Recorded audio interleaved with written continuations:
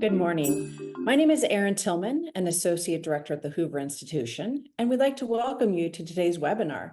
This is the third hosted by the Hoover Institution Center for Revitalizing American Institutions.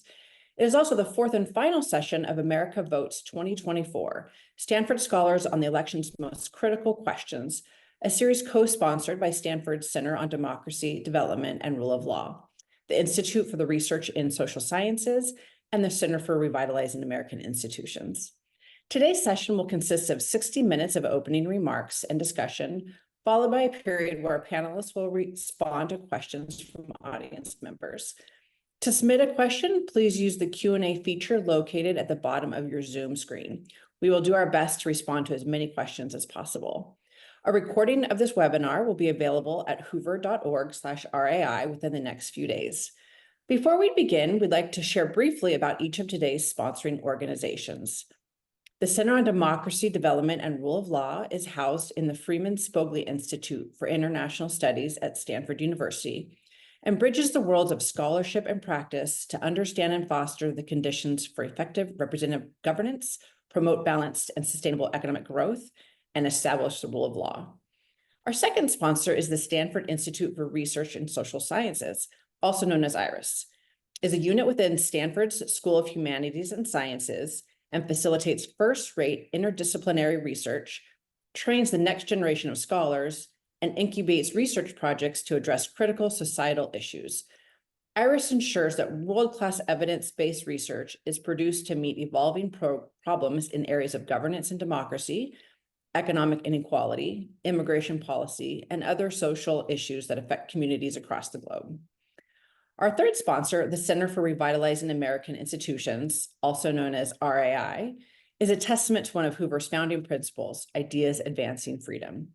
RAI was established to study the reasons behind the crisis in trust facing American institutions, analyze how they are operating in practice, and consider policy recommendations to rebuild trust and increase their effectiveness. RAI works with and supports Hoover Fellows, as well as faculty, practitioners, and policymakers from across the country to pursue evidence-based reforms that impact trust and efficacy in a wide range of American institutions. All three of today's sponsors are excited for this timely topic for the opportunity to bring together our four experts who can help us understand what is on the minds of Americans through polling. And with that, it gives me great pleasure to introduce today's moderator, Brandice Canes-Wrone. Brandice is the Maurice R. Greenberg Senior Fellow and Director of the Center for Revitalizing American Institutions at the Hoover Institution. She is also Professor of Political Science and Professor by Courtesy of Political Economics at the Graduate School of Business. She served on the faculty of MIT, Northwestern, and Princeton until several years ago when we were able to woo her back to the farm. And now, Brandice Canes-Wrone, who will introduce our guests.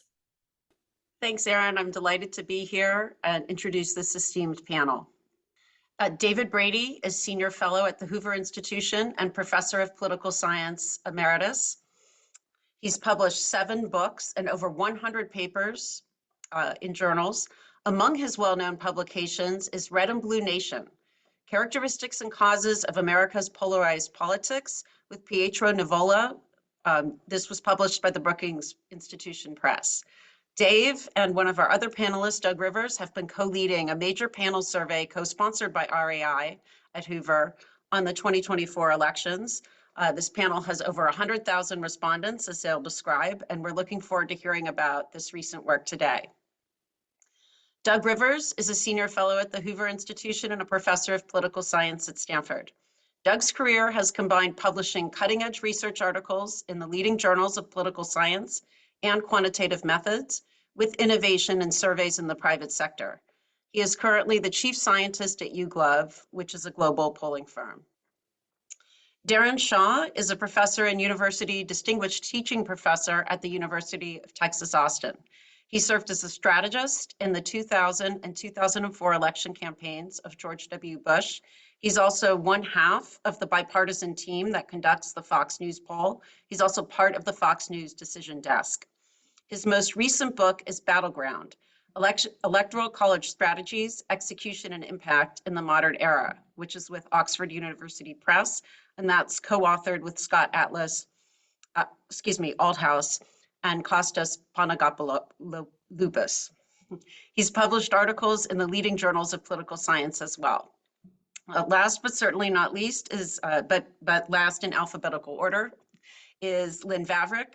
She's the Marvin Hoffenberg Professor of American Politics and Public Policy at UCLA.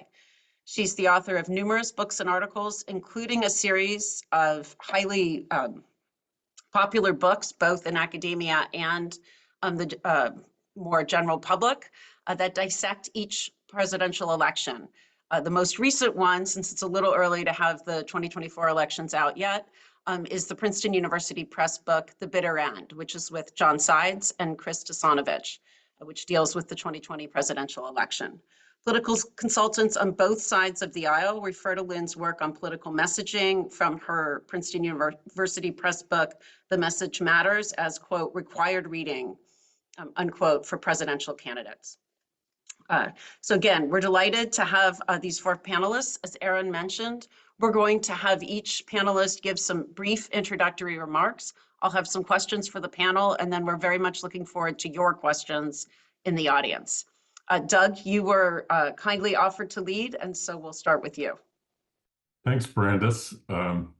As you mentioned, at Hoover, we've been doing a very large survey with over 100,000 people. I think we're actually up to more like 200,000 at this point, that we're interviewing repeatedly over the course of the year. We're not quite done yet. We expect by January, we will have done up to 20 interviews with people. So we're able to follow them over the course of the election. For the third election in a row, the polls, including ours, were 1 to 2 points too Democratic. We thought Kamala Harris would probably win the popular vote by a narrow margin, but we had no idea who would win the election. In fact, it looks like Donald Trump will end up winning the popular vote by a bit under 2 points. It's not going to be the 3.5 points that people were reporting after Election Day, which didn't include a lot of the vote on the West Coast.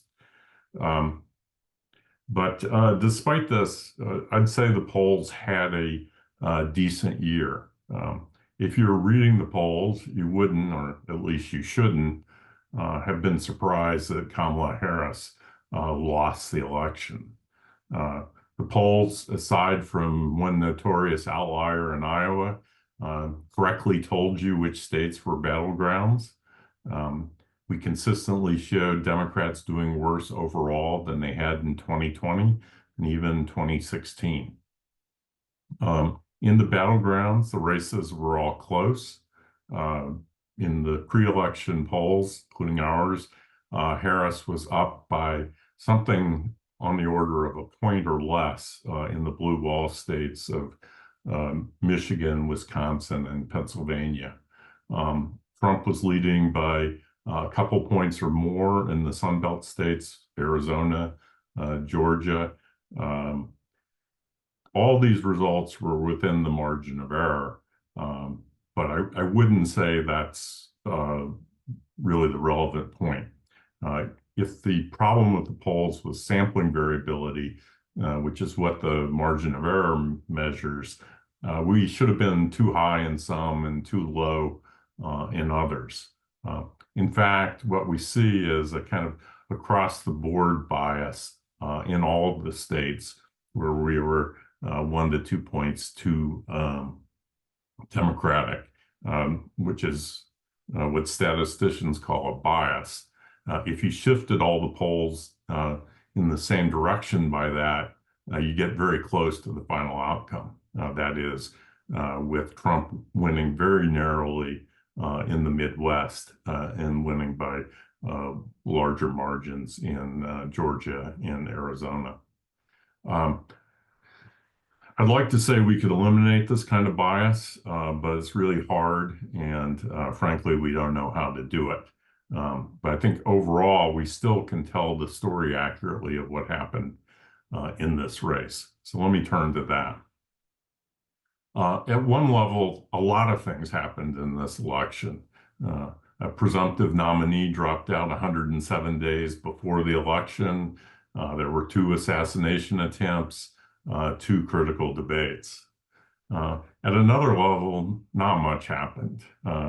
In January, Trump led Biden by about 2 points.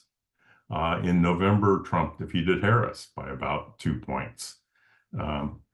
In between, there was a lot of sound and fury.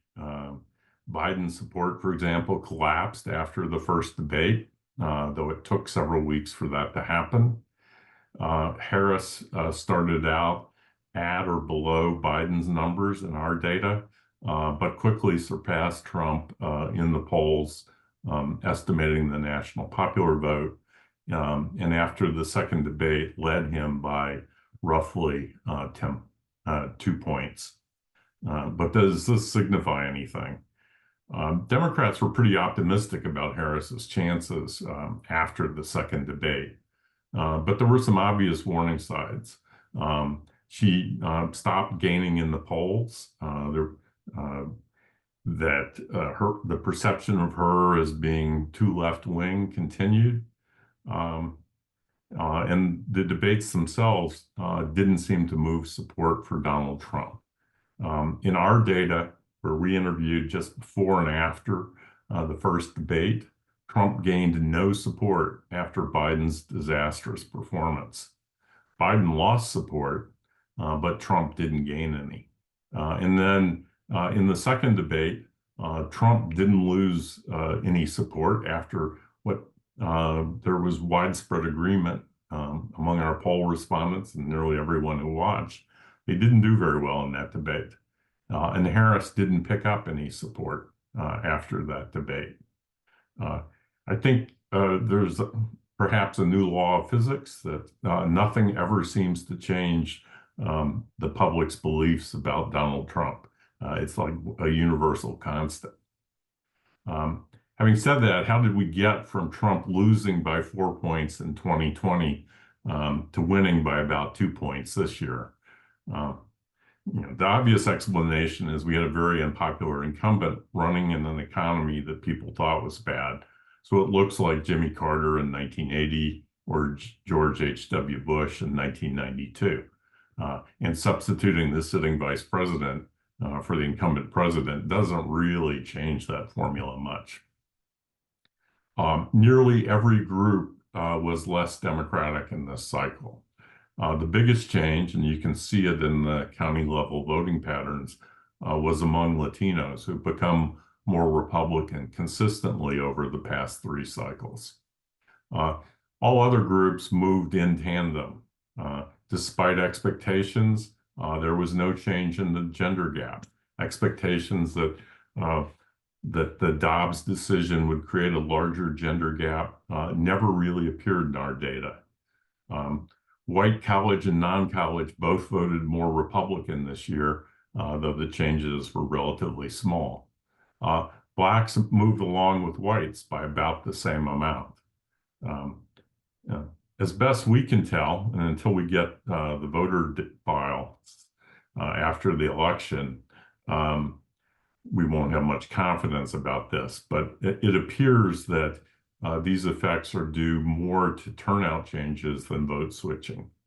There was no last-minute swing. We were tracking the same people, and they did not swing toward Trump or away from Harris. In the exit polls, Trump did a little better among those who said they decided in the last week, but this was a very small group, not enough to explain anything. Bobby Kennedy Jr. At one point was polling in double digits. In our polls, the highest he ever got was 7%. The Kennedy voters split evenly between Trump and Harris, so I don't think he ended up being a factor in this race. But turnout did change. Turnout decreased essentially in every state except for 3 of the battleground states. In the battleground states, turnout was about the same in 2020 as it was in 2024. Within battleground states, you can see that turnout was up in counties that Trump won in 2020 and down in those won by Biden. So you can explain changes of this size with people deciding not to vote rather than vote switching. Finally, is it a realignment? Political scientists have accurately predicted 5 out of the last 3 realignments. After every election, people come out with confident changes, predictions that we live in a new world where everything has changed. I'd say from our data, we show, aside from Latinos, there's not a lot of evidence of groups shifting more than a few points, the typical kind of shifts you would see from having an unpopular incumbent.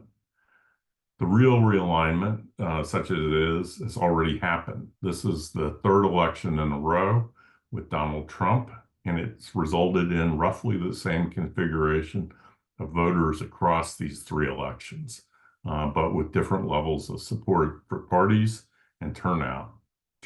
So I will stop there and give it back to you, Brandice. Thanks so much, Doug. I really appreciate those insightful comments. Okay, next we're going to turn it over to Daron Shaw, who we appreciate being a guest, as already mentioned, from the University of Texas, Austin.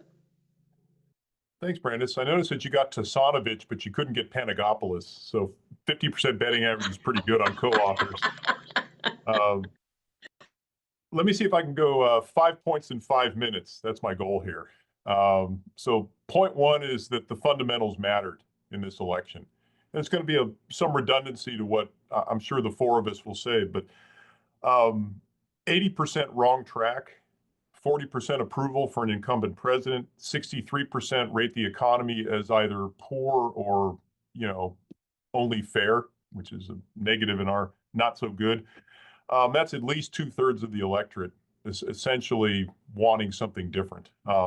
I think they wanted change, and that created problems for someone who wasn't clear whether Kamala Harris was the heir to the throne or, continuation of the Biden administration. But I'll rely on a story. One of my first election campaigns was 1992, and in 1991, in December, Fred Steeper, a longtime Republican pollster, went to talk to George H.W. Bush at the White House.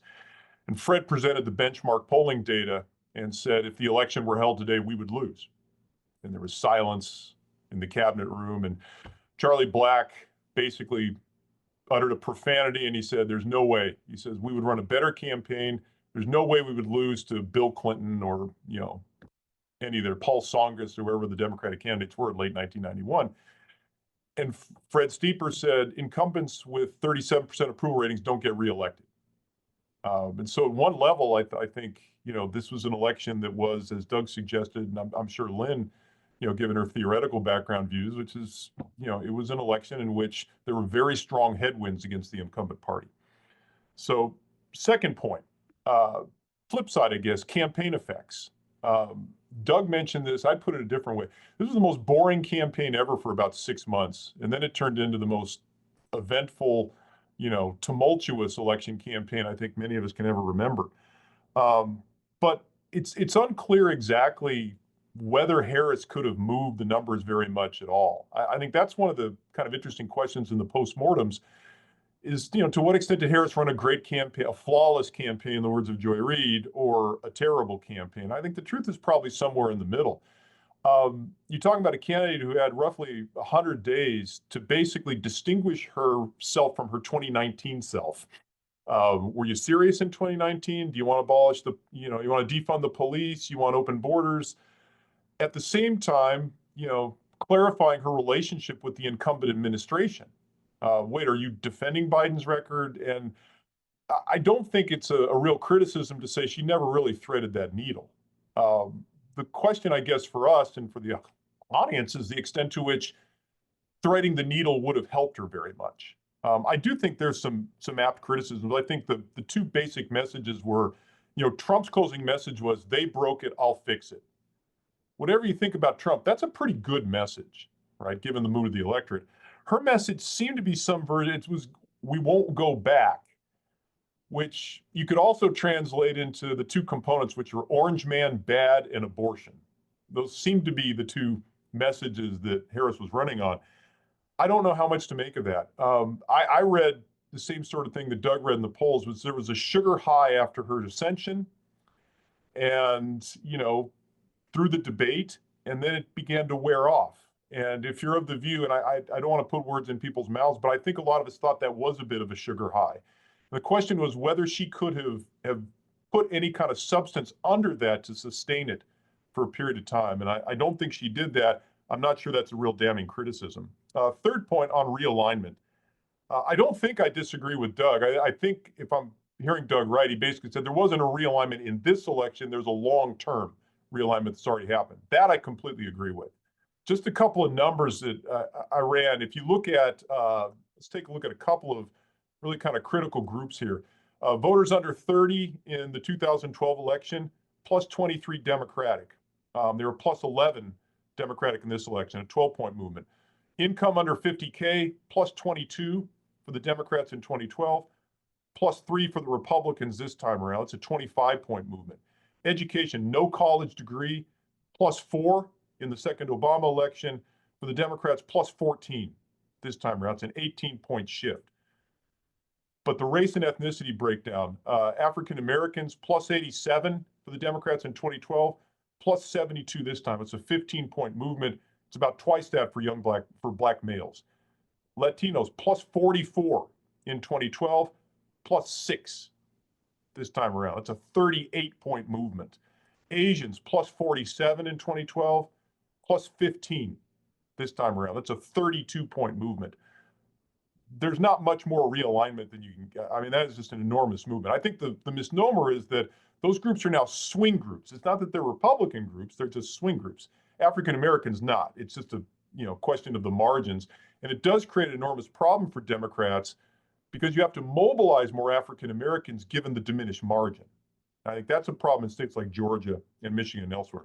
Fourth point, turnout. Doug mentioned this.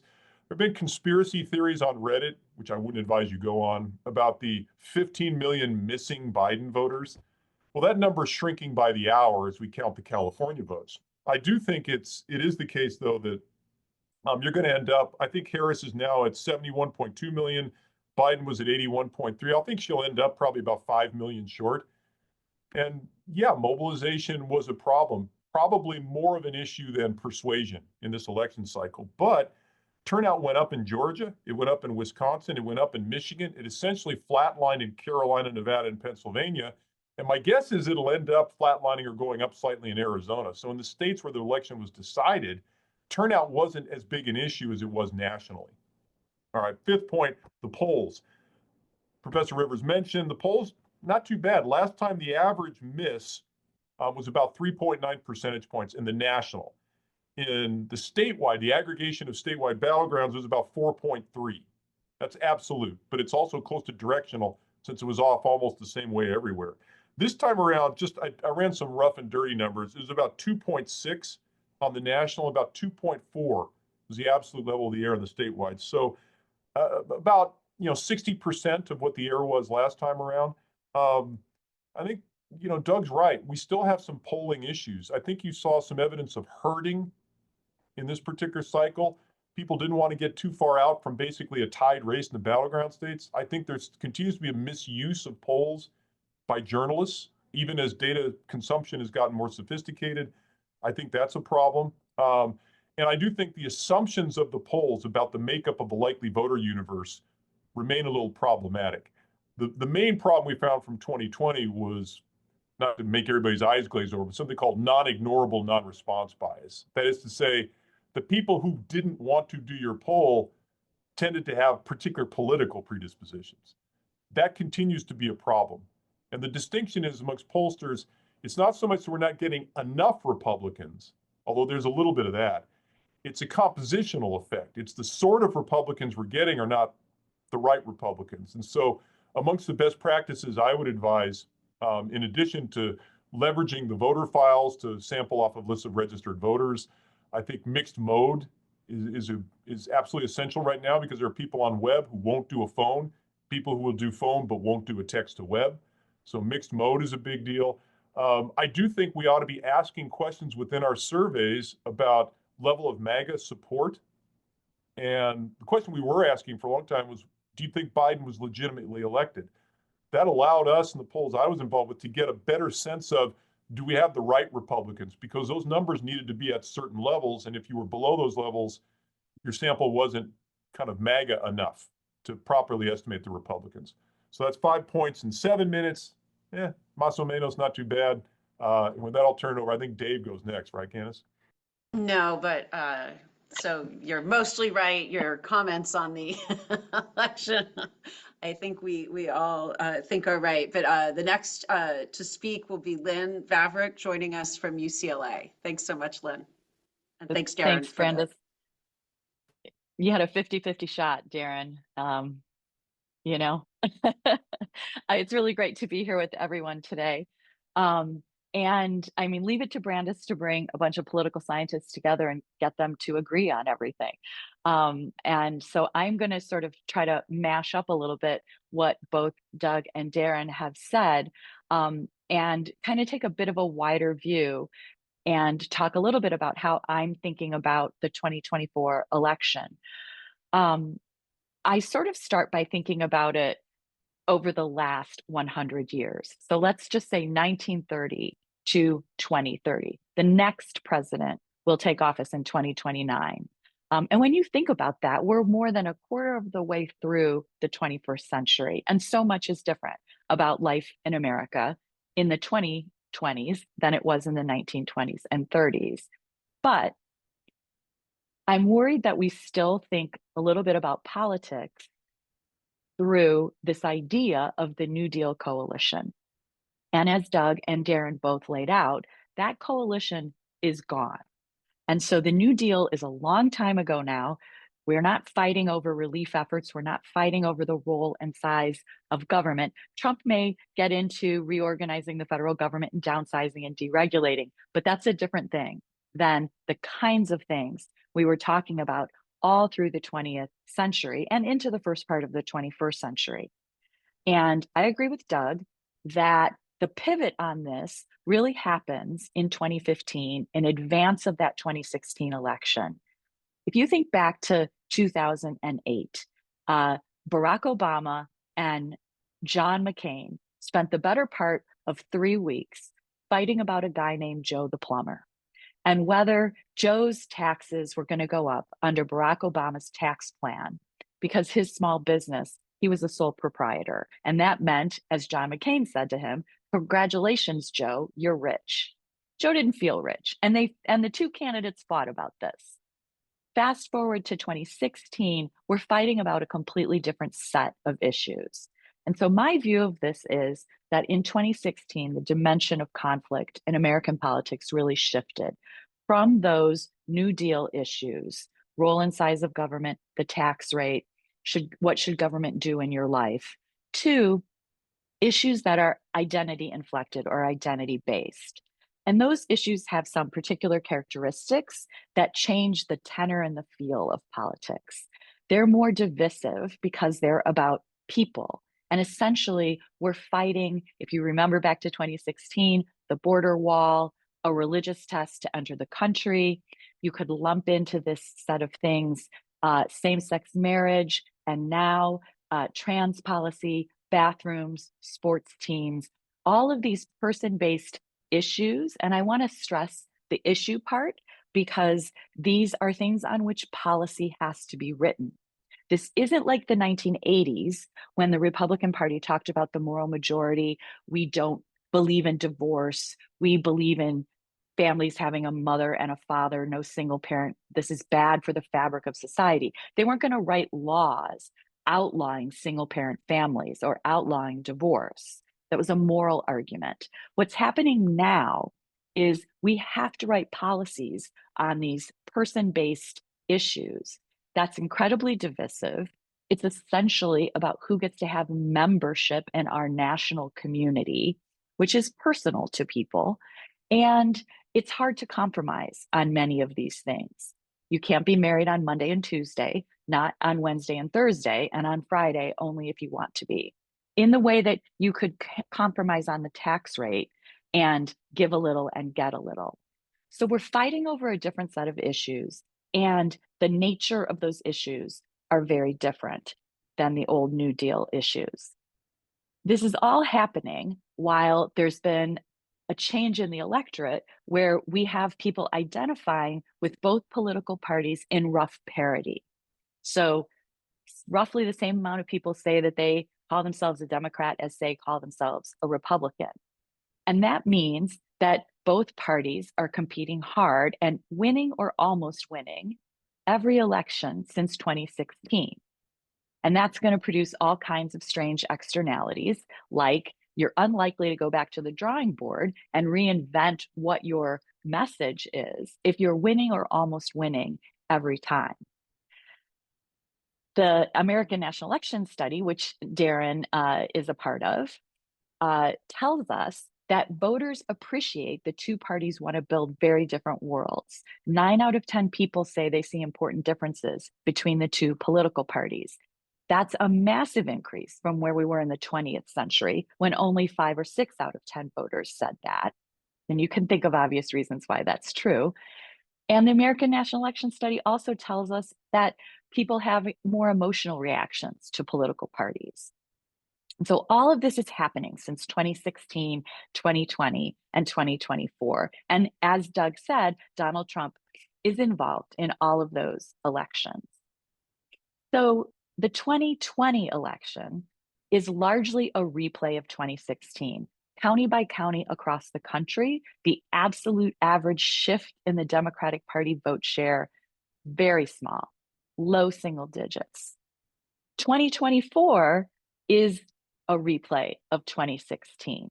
I think Doug mentioned this, that in 2020, we see a uniform shift up in Democratic vote share from 2016. That's COVID, that's retrospective voting. Let's give a shout out to Stanford Professor Mo Fiorina, looking back at 2020 and the pandemic and saying, I'm going to kick the incumbent party out. So Biden picks up vote share almost everywhere relative to how Clinton did in 2016. And in 2024, this is the second COVID election. This is a reequilibration, sort of back to where we were in 2016, and retrospective voting again. Voters looking out and saying, I don't feel this recovery. I think the citation that Doug gave to 1992 is exactly right. In 1992, it was a jobless economic recovery, and that opened the door for Bill Clinton to say change versus more of the same. It's the economy, stupid. People think it's the economy, stupid meant that the economy was in the dumper. That's wrong.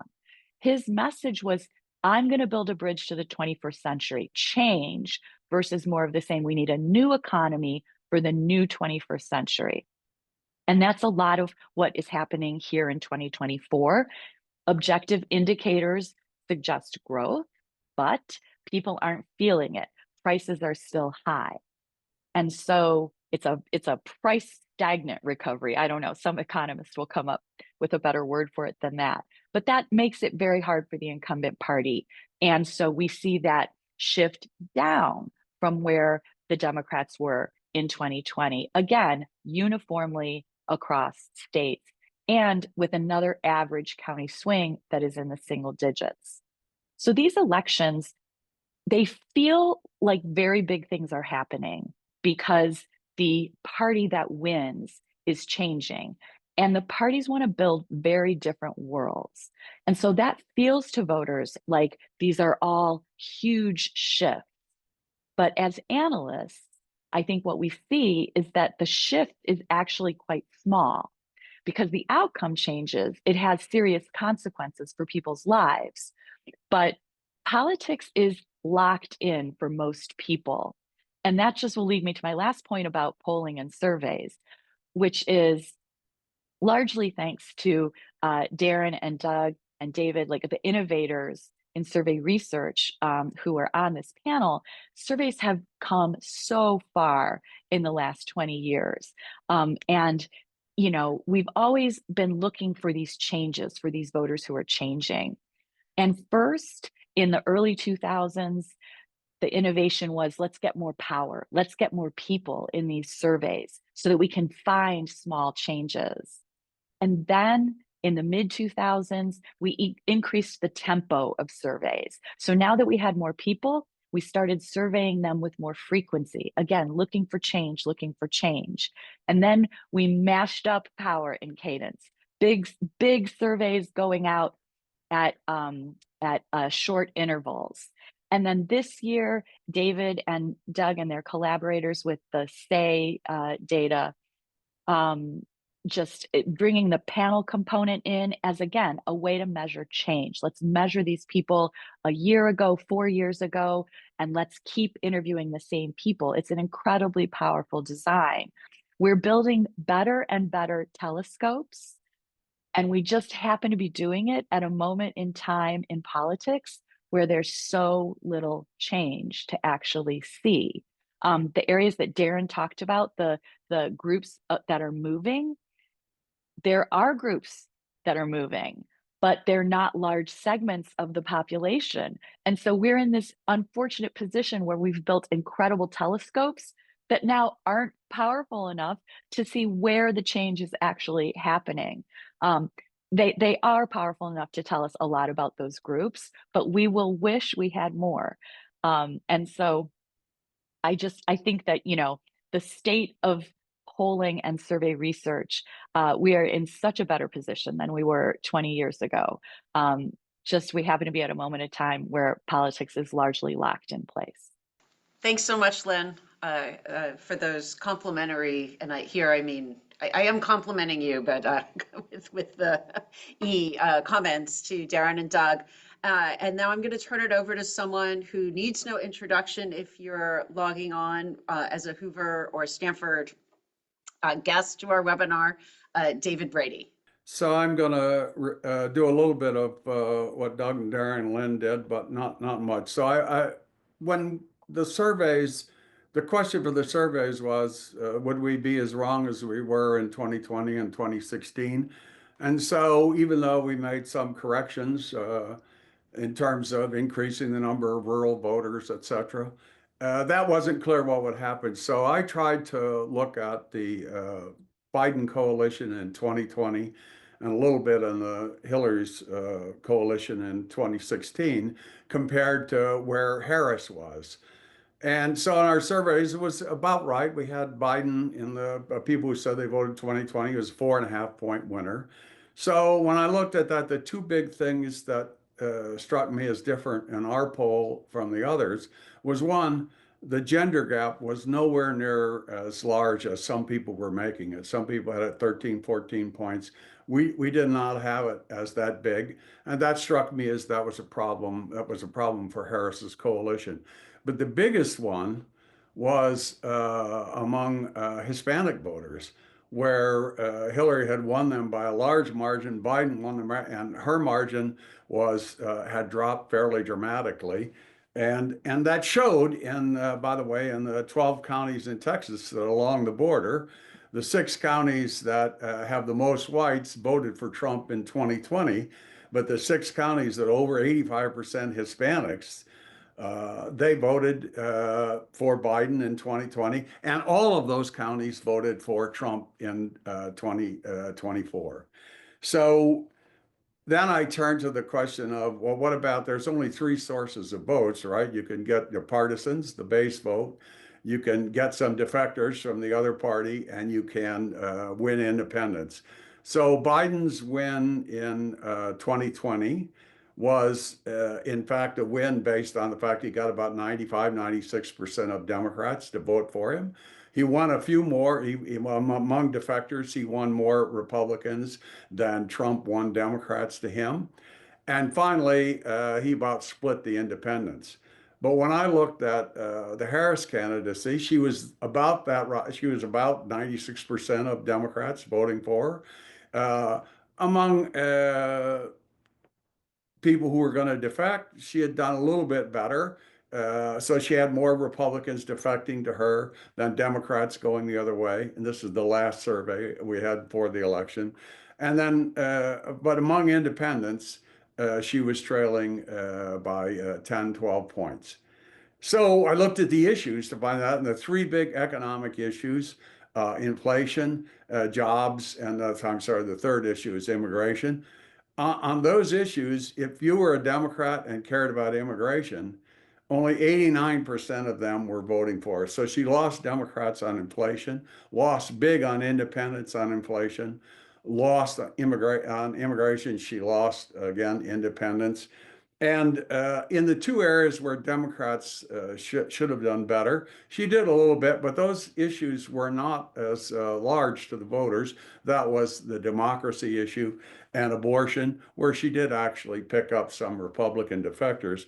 But the combination of those led me to think that her coalition was not good enough to win in the election.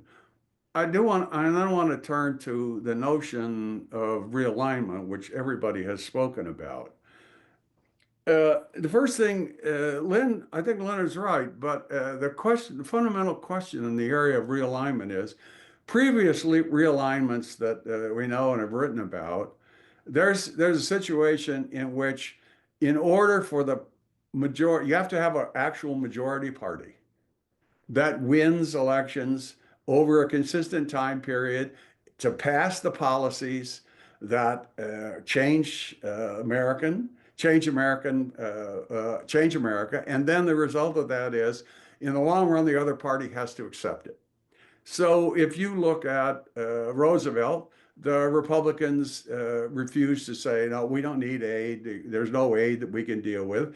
So the Republicans, in order to become competitive, became a party that said, we're a party of less aid, not more aid. The Democrats were more, Republicans less. Now, Lynn's right, that coalition is gone. But I do not see, in terms of what she said about these key issues where you can't trade them off, I do not see a majority party out there. We have a party that is primarily conservative, the Republicans. We have a party that is primarily Democratic, and that's primarily liberal. And the point of that is, can we have a majority conservative party or a majority liberal party in the United States? And that certainly is not clear to me. Donald Trump has transformed the Republican Party, and he's made it a party that's much more blue collar, less well-educated, more competitive. And he's won 2 or 3 elections, narrowly in each case. But none of this seems to me as though that we have now created a situation in which we're going to have a majority party that can, in fact, resolve the issues that Lynn Vavreck mentioned. And that, in large part, is because those issues are cultural. And I guess the last point, so we're in a situation where we really don't know.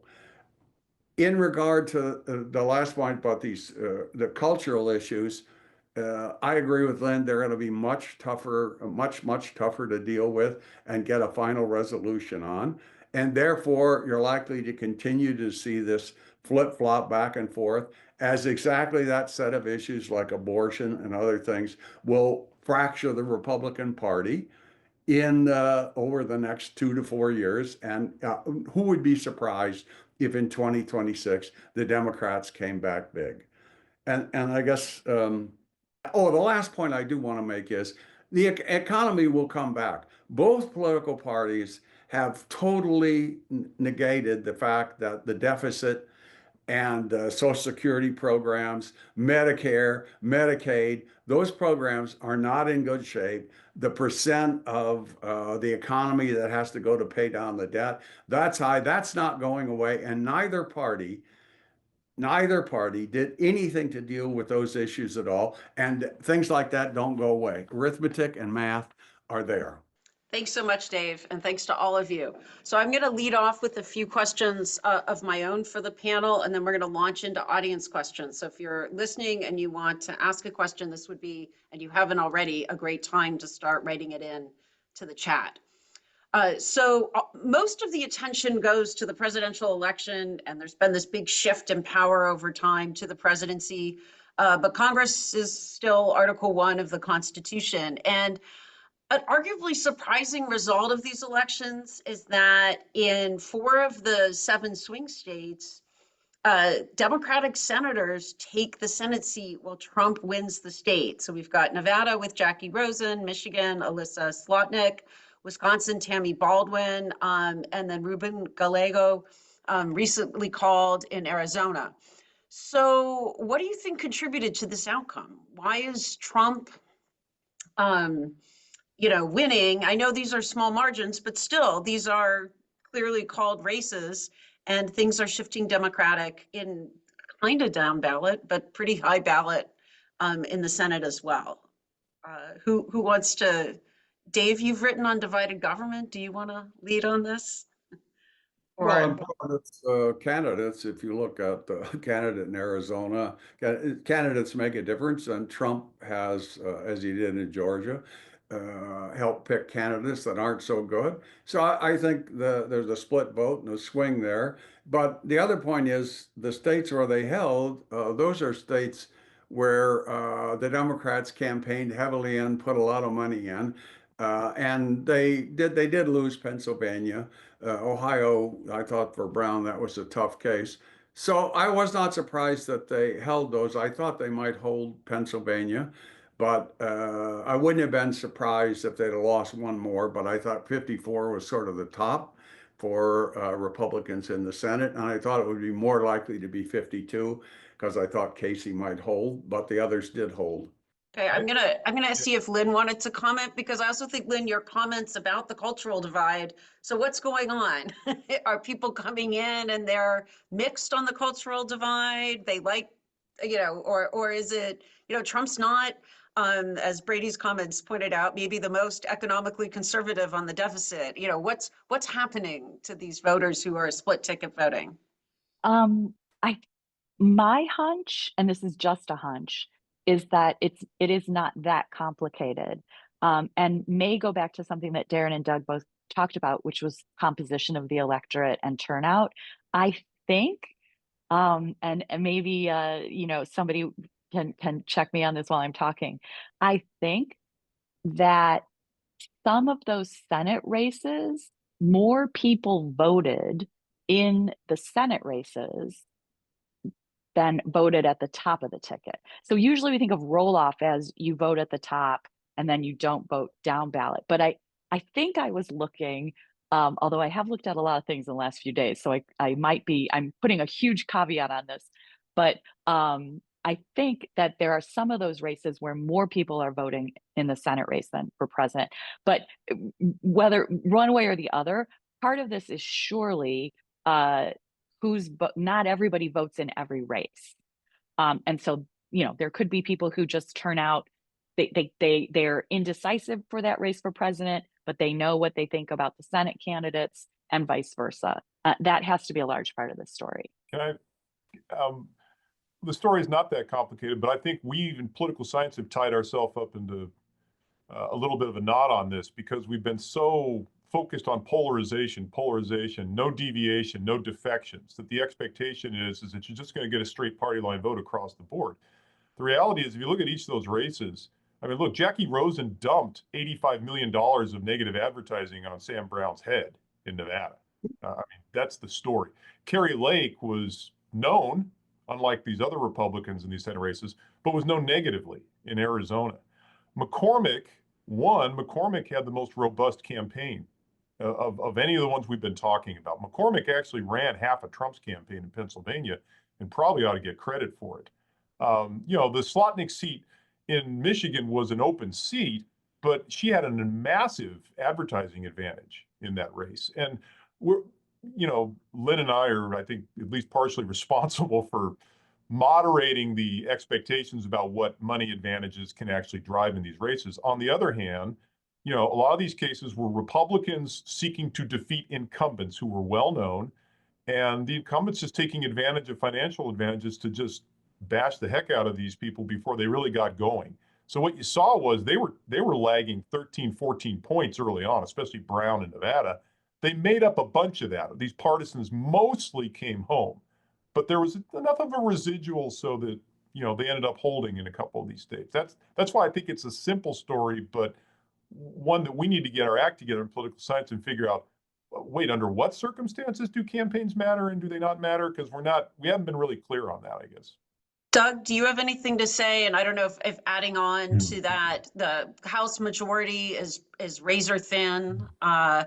And I guess at least at the start of the webinar, unofficially called. I know it could be called any moment. And it looks like the Republicans will win, but there don't seem to be a lot of coattails here, right? That we often associate with presidential elections. So we were puzzled in the summer because the Democratic Senate candidates were polling so far ahead of Biden and then Harris, and that did not come to pass in the end. In the end, these were pretty close, and Senate races have been nationalized. So I think idiosyncratic factors like Carrie Lake is a weak candidate, advertising advantages, incumbency advantages, and so forth explains it. The House is more interesting, in my opinion. Republicans are going to win the House by 3 to 4% in the popular vote aggregated across the districts. There is roll off in those races, so it will be significantly below the presidential race. It used to be the case that House candidates could insulate themselves from what happens in the presidential election. We are going to get a very close, but it looks like I think Republicans are going to get about 222 roughly. Still depends on some California races that are close. But the House vote is pretty much following the national vote. So this was a great year for Republicans in the House. Thanks. Several of you mentioned young voters and the fact that young voters swung. Not so far that they voted in favor under 30. They did not vote in favor of Trump, but they did swing in a discernible direction towards the Republicans from their usual base rate. What do you think is causing that? And I'm just going to actually note, I don't hear anything about this in the press, so this is probably totally crazy, but I was at a conference in Europe this summer where a number of European voting scholars stated that they believe young voters had become less enchanted with the left because of their experience under COVID. Again, we hear nothing about that, and I know the standard in political science is once it's a few years away, everybody forgets about everything, nothing matters. But if it's not, this has no relevance and it's a European thing, perhaps only, what's driving the change for young voters? I'll take a whack because I was going to zag, but nobody zigged. So here's my zag. There's this assumption that young people are all a bunch of liberals, walking around carefree, and then as they get older and more curmudgeonly, they become conservative like David Brady, But actually, the evidence is that the defining characteristic of younger voters is that they're less engaged, less involved, less interested in politics. And so up until around 2000, they came in looking like everybody else, even more so. In the 80s, they were for Reagan. In the 90s, they were for Clinton. They pick up on the loudest message. My zag is, I think the anomaly might be the 2000s to 2020 era. And an anomaly in the sense that the electorate's 50-50 and young people came in 65-35 Democratic.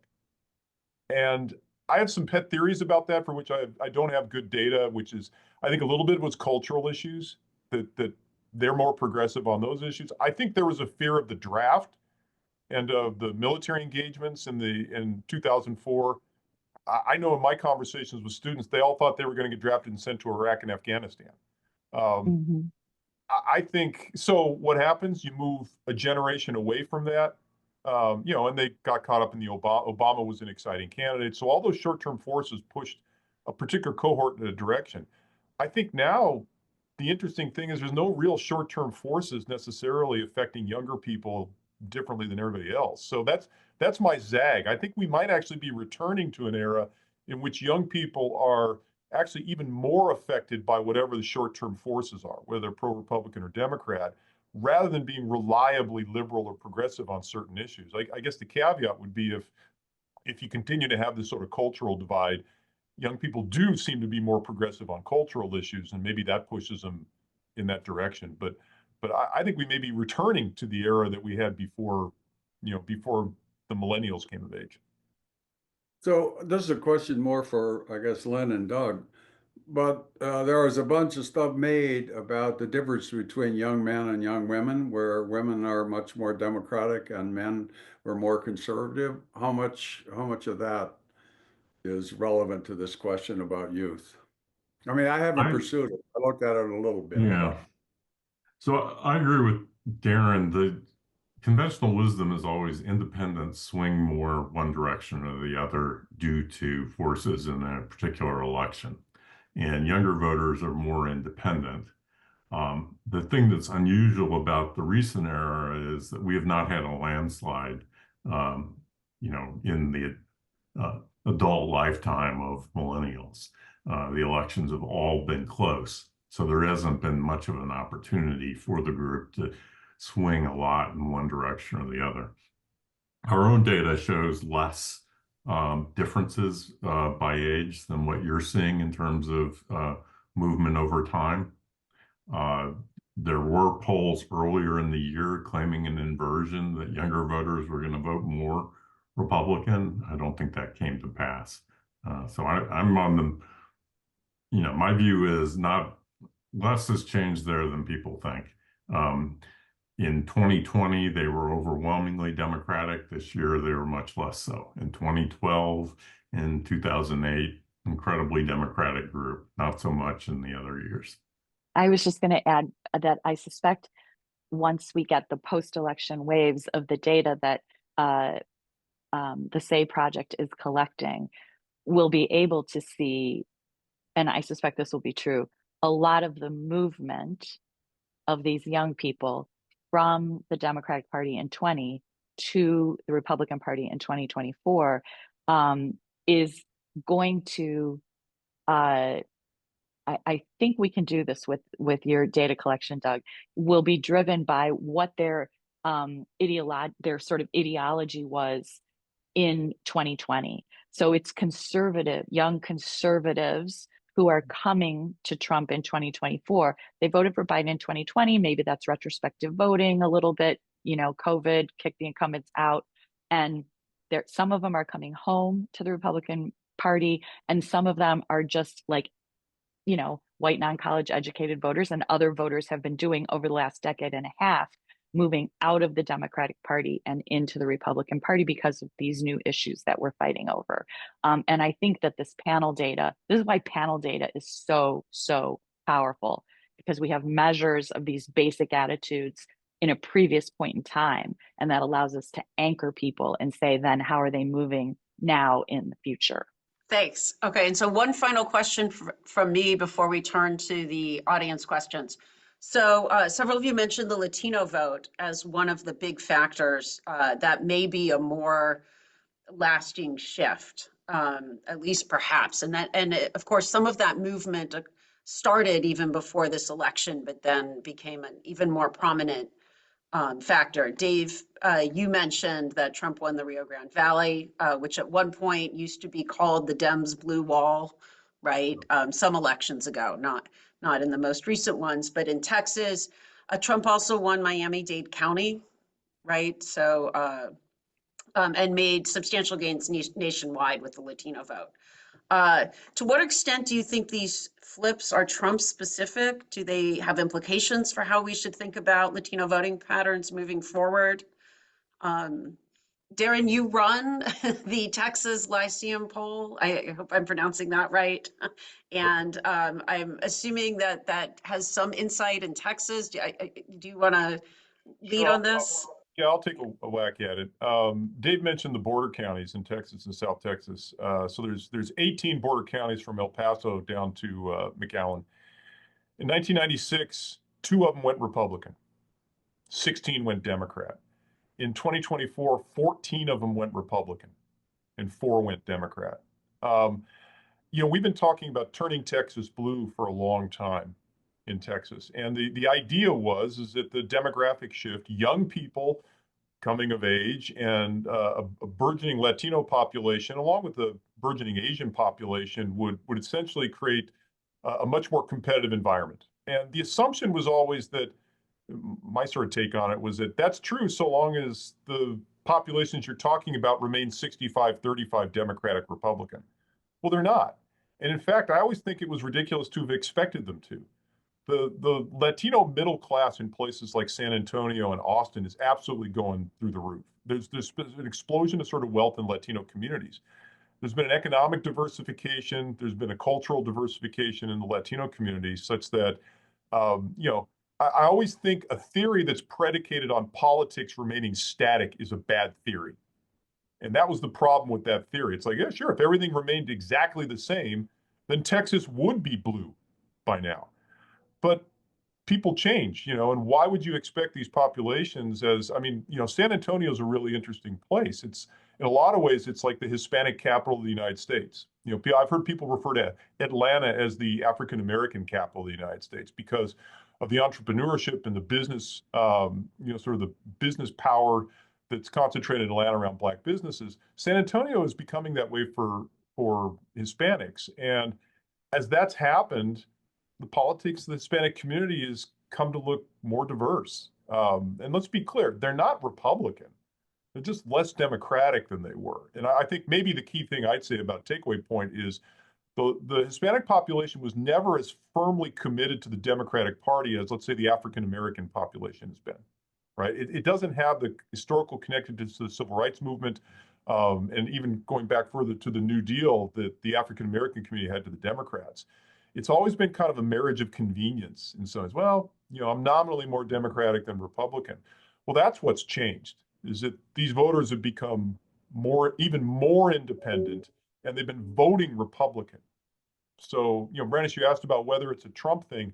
I think it's deeper than that. I don't think it's something that will go away, but a chunk of it is not cultural, it's economic. And if Republicans preside over a bad economy, there's no real deep-seated allegiance amongst Hispanics to the Republican Party. A lot of that support will melt away. What I don't think you're going to get is sort of strengthening commitment to the Democratic Party yet, unless there's a match of issues to the particular conditions of the Hispanic community. I don't see either side being particularly innovative in that regard.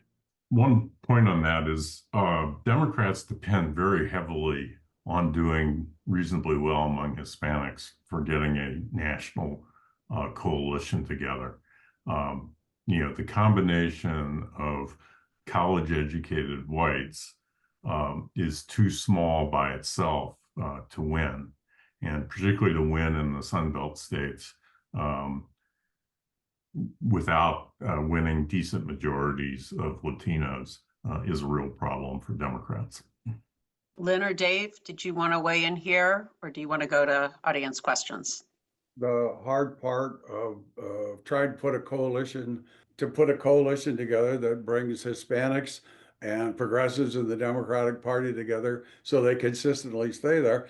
I think that's just hard. It's not even clear to me that the tendency for college graduates to now be voting for Trump, I don't think that holds if you come in and you want to raise taxes on them. So we have not found, in Lynn's terms, a coalition that is capable of creating a majority to answer this set of questions that she and others have raised. So I think it's hard to put those coalitions together.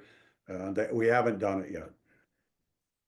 And I don't see it. I don't have any clear idea of how that happens. Yeah, Brandice, I'll just jump in to say I love the way that Dave sort of clarified what I was trying to say about the New Deal coalition and then the opposite side of that. And that right now, this is, if you're the Democratic Party, like there is this one sense that like you're winning or almost winning every time. So like, one negative externality of that is we'll just change the rules of the game so that you win the next, right? And we saw that sort of happening after 2020. Could we change the rules of the game a little bit so more of my voters got to turn out, find more votes? So that's one negative externality of winning or almost winning every time. But another one is sort of what Dave is suggesting, that it's just when the parties are in rough parity like this, and these elections are close, and you see yourself slowly over time losing voters, how are you going to build this coalition for the future, knowing you are on the wrong side of public opinion on the cultural issues that are coming? So on trans policy, on bathrooms, on sports teams, the Democratic Party is on the wrong side of this, and public opinion is massively lopsided on these issues. And so that's a little bit of that's a tough spot to be in. And you've got to think about it both in terms of, what are your policy goals, but you also want to win elections. So how are you going to build this coalition? And maximizing on those two dimensions, I think, is going to require imagination for sure. Thanks. We've got some great questions from the audience here. Hopefully we'll have time to get to as many as we can. So our first one is from Lisa, and she's asking whether you think that the loss of faith in government institutions played a part in this election outcome, in addition to the factors that you've already identified. Yes. Okay. Trump's the disruptor candidate. Harris talked about change, but it wasn't exactly clear what change she represented. I think she was a little bit stuck because the closer she got to trying to tap into that, the more she had to defend, well, wait a sec, do you mean you're going to do the stuff that you talked about in 2019? I really think she was kind of hamstrung there, but Trump's been throwing bombs since 2015. And so an electorate that has an appetite for, not just change at the margins, but substantial change. I think we asked a question. I wanted a question that Fred Steeper asked way back in the day, which is revolutionary change. I remember in '92, he asked that question. We got I want to say in the 20s, who said they wanted revolutionary change. I think we asked for major upheaval this time, and we got a big chunk said major upheaval. I think it was close to 20%. Daron, yeah. You know what I'm going to ask you, and I don't know if you know the answer to it, but where are we on my all-time favorite survey question about government? For Fox, we designed a question that Lynn loves, and it was, what's the main message you want to send to Washington? Lend me a hand or leave me alone. And it's varied considerably over time. You'd think it'd be pretty, but it actually flows quite a bit. And we actually got a huge uptick in leave me alone. That is, as the campaign went on, the lend me a hand made a comeback. But it was about what you'd expect in close to a 50-50 election. See, I think that's so interesting because at this moment in time when people are saying, I can't afford to buy a house, everything costs more, I can't take my family on vacation. In the choice between leave me alone or lend me a hand, they're at leave me alone. Yeah. Right. Like that to me requires some thought. Yeah, I know. It reminds me of what's the Reagan joke? The most chilling sentences in the English language are, I'm from the government and I'm here to help. Yeah, exactly. This is a problem. Yeah. So it's a great question, this disaffection and this declining trust in institutions. And we've seen it. I know Doug and Dave have seen this. I know Lynn has. It's across the board, even the military, even the most sacrosanct institutions. Historically, we're seeing declines in confidence and trust. And, that's, hopefully we can do something to, better those numbers. So one institution I'm hoping we will see an increase in trust in is our election system. That suddenly Donald Trump's finding millions of non-citizens voting and voting machines changing numbers and so forth, that seems to have disappeared, at least for a few days, off of the agenda. And that would be a good thing for everybody. Doug will make a plug. You can come back and listen to Ben Ginsberg and Justin Grimmer in January on this webinar where we'll be talking about trust in elections and their work on it. Dave, did you want to say something to this on institutions and trust? Okay. Brandice, can I say one more thing just on this question of this goes back to my New Deal, 1930 to 2030 idea. The basket of goods that we think about when we think, what does this cost for people when we measure inflation is milk, eggs, bread. Yes, people still need those things. But I think that, you know, on average in the population now, there are a whole bunch of other things that people feel like they can't get by without. Like you basically, everybody's carrying around a $1,200 computer in their pocket, everybody. Um, and, you know, nobody drinks regular coffee anymore. Everyone has $5 for a cup of coffee. You don't drink water out of your faucet. You want it to be in a bottle.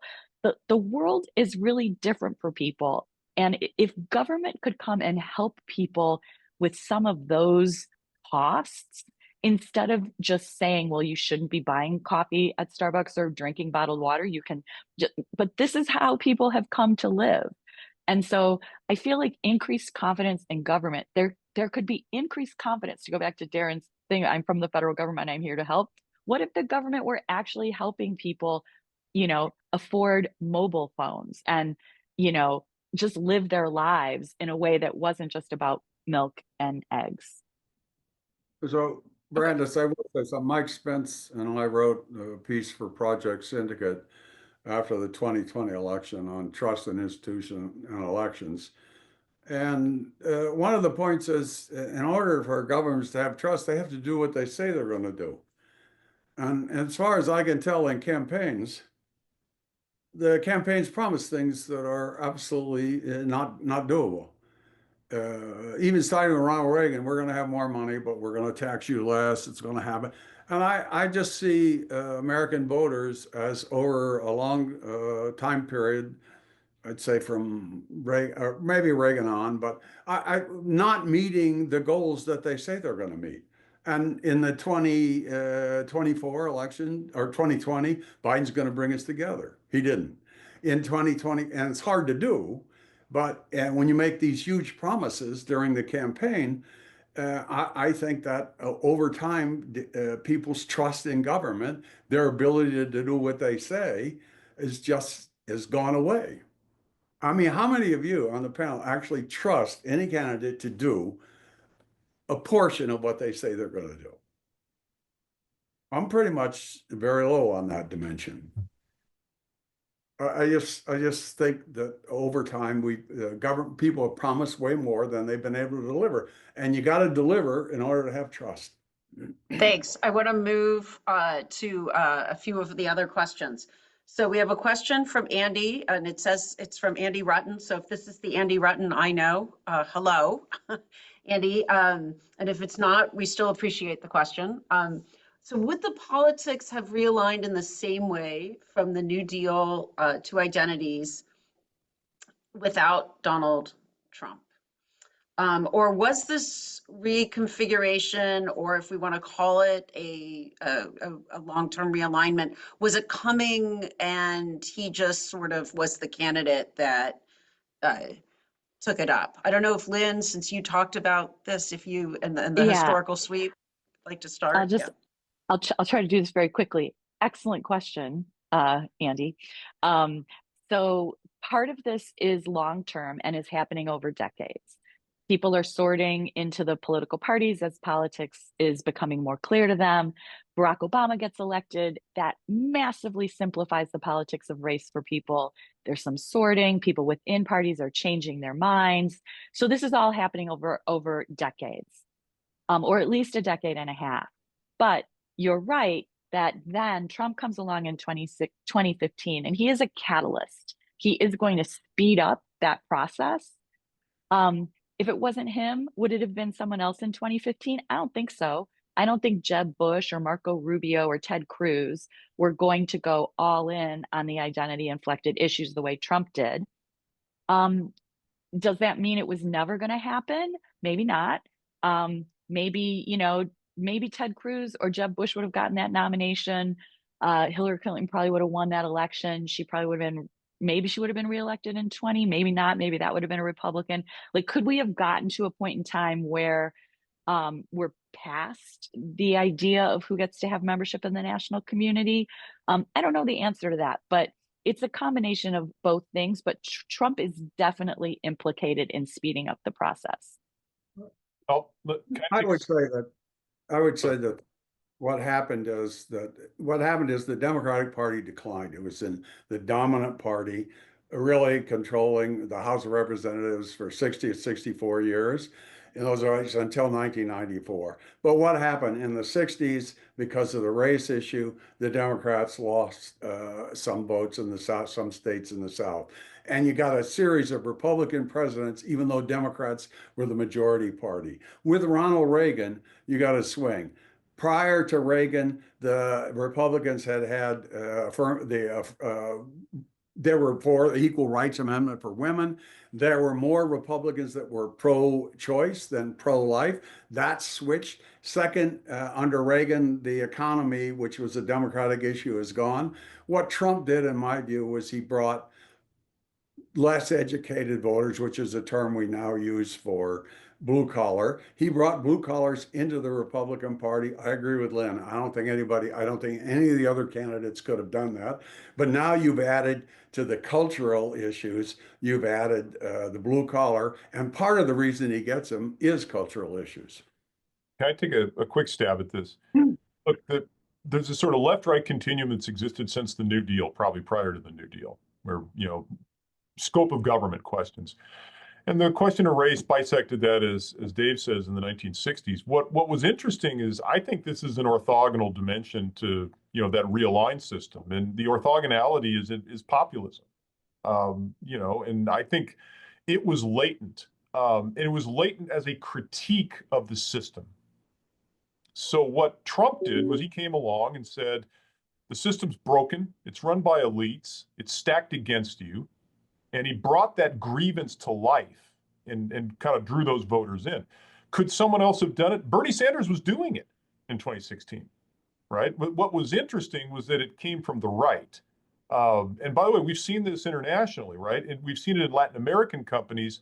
The populist dimension tends to come, from the left. It's insurgent, it's challenging these bureaucratic authoritarian regimes. In Europe, it's come from the right. But populism doesn't necessarily have to come from the right or left. It just has to, animate a salient grievance that exists in the society. The tricky thing, and so, I don't see this. What caught me off guard was, first of all, the number of less well-educated white voters who were in some of these upper Midwest states in particular. It absolutely altered the balance of power. Those states were gone from the Republicans, like Dave was saying. Winning Michigan and Pennsylvania and Wisconsin were sort of pipe dreams in 2008, 2012. But those voters were there, and they flocked to Trump and the Republicans. The sticky question is, okay, so they buy into your statement of the grievance, but what do they stay for? Yep. Like when you're actually governing. And I think the Republican Party has a real issue. I'm with Dave on this particular element of it. What does the Republican Party do to retain them now that they own, looks like they're going to own the keys to the kingdom here for a little while at least, right? Is it tariffs? Is it some, Lynn mentioned these cultural issues that I think have some appeal, and is the Republican, are the Republican elites even on board with this entirely? That's one of the things that's been interesting the last week or so, is it seems like they're all on board now in a way they weren't in 2016. But anyway, I think we need to be attentive to the possibility that there was this sort of undercurrent. And I think getting to the question's core, which was identity politics, I think the Democrats have mistaken that populism for some sort of form of identity politics.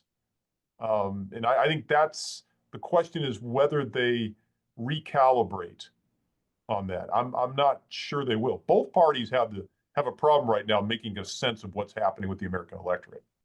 We have a question from Preeti Mehta. No one has mentioned yet the role of the media in getting out and/or controlling the messaging of the candidates. Some feel that the mainstream media news outlets have lost credibility in this election, and that the future is about meeting voters on podcasts and dispersed non-corporate media. Do you think the mainstream media is in trouble going forward? It depends on what you define as mainstream media. If we're talking about legacy media outlets like ABC, CBS, NBC, PBS, the New York Times, I don't think that they're in any more trouble today than they were, 2 or 3 weeks ago. If mainstream media means, television, so including cable, very few people watch cable news. So I guess and mostly those are people who are very interested in politics. I don't see those people changing either. So if the question is really like, is streaming and podcasting, citizen sort of media, going to change the way that legacy media outlets and cable news does business? I don't think the answer to that is yes either, but I do think it changes the way candidates campaign. And so it will change things from the candidate side, and that will change things from the voter side, because they'll be able to hear these candidates in more places than they were 10 years ago. And I think all of that is good. More information is better. And but I think those legacy media outlets, I don't think they're in any different position after 2024 than they were before it. No, I mean, the problem was that through the 50s and 60s, there was a source, Walter Cronkite, Huntley and Brinkley, so that if an event occurred like the assassination of Kennedy, there was a standard interpretation of it. And with the breakup of the news and all the factors, and now adding the podcast, seems to me it creates a situation like the biased press of the 1880. When Lincoln debated Douglas, he didn't have to worry what the newspapers were going to say, because the Whig papers were going to be for him, the Democrat papers were going to be for Douglas. And pretty much when you turn on Fox News and move through MSNBC, it's pretty clear what their views are, pretty clear what the New York Times and the Wall Street Journal's views are. The only places where it's not is like BBC, PBS, ABC, CBS. But I think so. Lynn's right. There's been no big change. That change has been going on for some time, and it affects how candidates deal with the election in ways that she and the others on the panel understand better than I do. A question for Daron and Lynn. How much did Kamala get for $1 billion of advertising? A little bit, I think. I think Daron and I would both say a little bit, less than a point, But here's something I'd love to hear you guys talk about. It does seem like the race was closer in the battleground states than it was in the non-battleground states. And Absolutely. What's that about? Yeah. What's that about? That's about the campaign. It could have been the advertising in the ground game. I'm not sure. It could have been.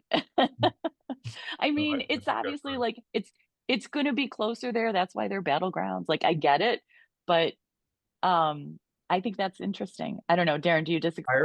You're right. Turnout was higher in those states. Yeah. But it makes a difference. It's hard to believe campaigns don't make a difference. Yeah, I mean, the bigger question, yeah, exactly. The bigger question is, I'm doing a study right now with Jim Gimple and Grant Ferguson and Mark Owens in Texas, where the Abbott people after 2022, we had a meeting with some political scientists about the midterm elections, and we asked them, what could political science tell you that you want to know? And Dave Carney, who was Sununu's advisor in New Hampshire and Abbott's advisor in Texas, said, I'd like to know whether the amount of time and energy we spend responding to news media inquiries are worth it. And he says, because we put a ton of people on this. And he says, I'm not convinced it does anything. And so we did a study. They actually turned over all of their requests, text messages, emails, all the requests, the record, whether they responded, how they responded. We collected all their clips and media coverage and coded it. And turns out they probably shouldn't be spending a lot of time and energy responding to the news media. If what you're talking about is, are they driving coverage, and then does that coverage affect, in this case, Abbott's favorability in Texas? I think it's pretty obvious that the news media have gone from an advertiser base of revenue to a subscriber base of revenue. They're no longer interested in making sure Chrysler or Nike, are offended by the way they cover things. They're interested in driving eyeballs. And this is clear in the Times, the Washington Post, the LA Times. It's all subscriber based. That's what their orientation is right now. It's the fundamental change in the nature of the news media. The broadcast media are a little less that way, but there's still that kind of reflection. And it's so, they're one of a number of sources of information in this ecosystem. Bringing it back to the campaign, what I thought was fascinating was Harris basically saying early on, I don't care about any of you. I'm not talking to you. I'm gonna be on, I'm gonna be on social media platforms. I'm going to niche media. And the question I would have is whether it helped her to go sort of come off of that. I actually thought she should have stuck with her guns. What does she care whether Norah O'Donnell gets an interview or she goes on 60 Minutes? I actually thought things were going pretty well. We could argue that I guess maybe what I would say is that became an issue that got picked up not only by the mainstream media, but by the niche media also. Because I was hearing it on, conservative outlets, why won't she go on? Why won't she have a news conference and that kind of thing? So my only hesitance on they should just completely ignore these people from here on is that it becomes an issue, and that actually seems to still get picked up across these platforms. Otherwise, also Doug's thing, the answer. Everybody now is talking about connected television and getting your advertisements in the streaming system and the streaming platforms. I'm dubious about how well that worked. I got a Netflix account where my kids are still, if Netflix people are here, please don't listen to this, still free riding off of my account. So I have the most complex, bizarre algorithm because it's got my wife's, my daughter's, my son's, and my interests all bound up in it. I got the weirdest political advertisements this last cycle, but that's the next train. It's a little cheaper than broadcast advertising. I don't know. Daron, we are supposed to go on C-SPAN, so if you're investigated by Netflix, do not blame us. I think they're onto the scam in the Shaw household anyway. Okay. So we have time for hopefully at least one more question. It may be the final question, depending on how long the answers are. So a question from Mike Liveright is whether there's a possibility to elect more moderates. He's not looking to have a third party, but he'd like to have a way for some individual districts to vote for representatives who are more willing to work on compromise than at least it seems the representatives that are being elected today are willing to do. Very short answers. So. I think I want to say that I think the future is bright for moderates, but I guess I mean that in a very particular way. Part of what I think is going on with the challenge for the Democratic Party that we were just bantering about a moment ago is that on average in the country, it seems like people are sort of center-ish, if not kind of center, maybe leaning rightish, and especially on these new issues that are confronting us. And so if parties want to win elections, they got to go where the voters are. And that to me is why I think the future may be bright for, nationally speaking, for moderate candidates. On the other hand, it may not be those, the parties want to win elections, but they also have these policy goals that are not center-ish. And so that's the challenge. But I think that we should be able to see moderate candidates emerging. They have to want to run. And your colleague, Andy Hall, has written a great book about that. Why don't more moderates actually run for office? So they have to want to run. But I think if they do run, there are voters there who will vote for them. I think that there's over time, let's have it. So if you look at the abolitionist movement had very little success politically. But then when Republicans like Lincoln and others put together and said free men, free soil, free labor, that was a policy that could appeal. You could get your goal, but it was a slogan that appealed to people. Same with Bill Clinton when he founded his movement to say the reason we're losing elections is we're too far to the left. I have to say that is the way that things get solved. But when I look out there, I don't see that in either party at this point. Doug or Daron, did you want to weigh in, or we're now narrowing in? We have a lot of excellent questions here, which we unfortunately can't get to. I see that some of the panelists are very responsibly. It's not an obligation on their part, but responding and in the chat to some of the questions. And so we appreciate the extra credit and the hard work, because there are more great questions here. Thanks for this terrific panel. We hope to all of our panelists, particularly to our guests for coming into Stanford, at least virtually, and to our Stanford Hoover Fellows and Stanford faculty for joining us today. Please come back on January 14th. We'll pick up on Doug's point about elections and trust in elections and all the efforts that at REI and Hoover, Justin Grimmer and Ben Ginsberg have been doing to help build that trust. Thank you, Brandice. Especially thanks to our panel, Dave, Doug, Daron, and Lynn. It's been a great conversation. We appreciate our co-sponsors, the Center on Democracy, Development, and Rule of Law, and the Institute for Research in Social Sciences. Thanks to the audience for great questions, and for all of those behind the scenes that help make the event run smoothly, our events team. This recording will be available on the Hoover event webpage in the next few days. And we encourage all attendees to visit the series webpage to access recordings of previous webinars and subscribe to our newsletter to receive updates on upcoming winter and spring webinar offerings. We'll put the link in the chat, and we hope you have a wonderful rest of the day. Thanks for joining.